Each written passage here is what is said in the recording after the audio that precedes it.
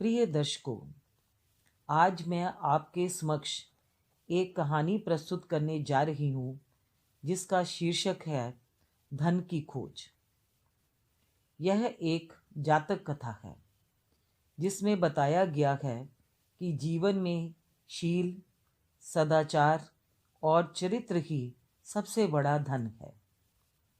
हमारे कार्यों को और कोई देखे या ना देखे, हमारी स्वयं की अंतरात्मा अवश्य देखती है। प्रस्तुत है कहानी धन की खोज। बात प्राचीन युग की है। एक गुरुकुल था, विशाल और प्रख्यात। उसके आचार्य भी बहुत ही विद्वान और तेजस्वी थे।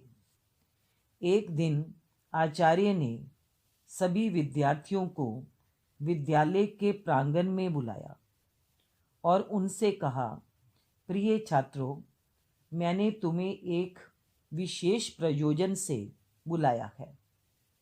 मेरे सामने एक समस्या आ गई है। मेरी कन्या विवाह योग्य हो गई है, किंतु उसका विवाह करने के लिए मेरे पास पर्याप्त धन नहीं है।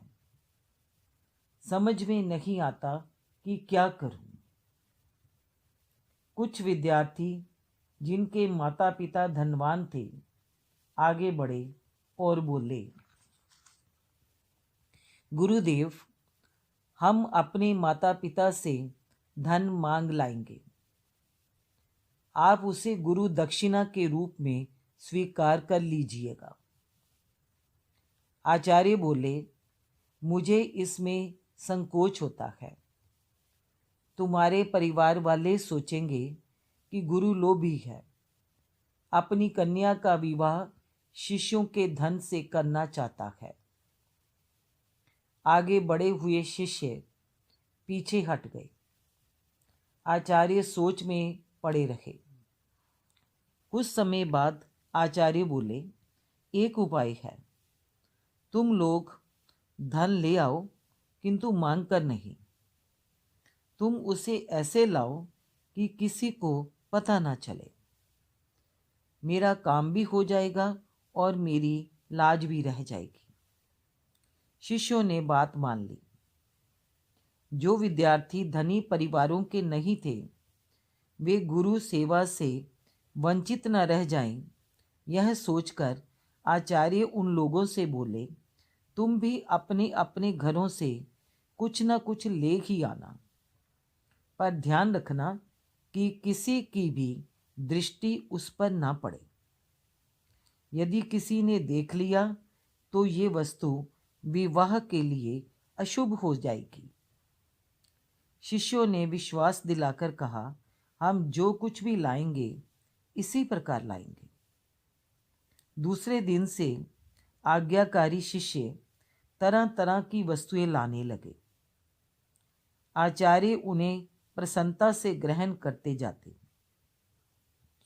कुछ दिनों बाद उन्होंने देखा कि विवाह के लिए पर्याप्त सामग्री एकत्र हो गई है, परंतु एक विद्यार्थी ऐसा भी था जो अभी तक कुछ न ला सका था। आचार्य ने उससे पूछा, क्यों, तुम्हारे परिवार वाले बिल्कुल ही धनहीन हैं? विद्यार्थी बोला, आचार्यवर, मेरे घर में किसी बात की कमी तो नहीं है, किंतु मैं कुछ ला नहीं पाया हूँ। क्यों, क्या तुम गुरु सेवा नहीं करना चाहते? नहीं गुरुदेव, यह बात नहीं है।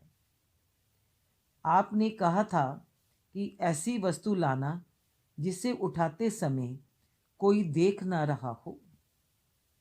मैंने बड़ी चेष्टा की, पर घर में कभी ऐसा स्थान ना मिला जहां कोई भी ना देख रहा हो। तुम झूठ बोल रही हो। कभी ना कभी तो कोई स्थान अवश्य रहता होगा जहां कोई ना हो, तभी चुपके से कुछ उठा लाओ। गुरुदेव, ठीक है, पर ऐसे स्थान में कोई दूसरा रखे या ना रखे, मैं तो वहां रहता ही हूँ। अन्य कोई देखे या ना देखे, किंतु मैं तो अपने कुकर्म को देखता ही रहूंगा। आचार्य ने तुरंत उस शिष्य को गले लगा लिया और कहने लगे, बस तू ही मेरा सच्चा शिष्य है। मेरे कहने पर भी तूने पाप मार्ग नहीं अपनाया। यह तेरे चरित्र की दृढ़ता का परिणाम है और यही मेरी शिक्षा की सफलता है। अपनी कन्या के विवाह के लिए मुझे धन की आवश्यकता नहीं थी।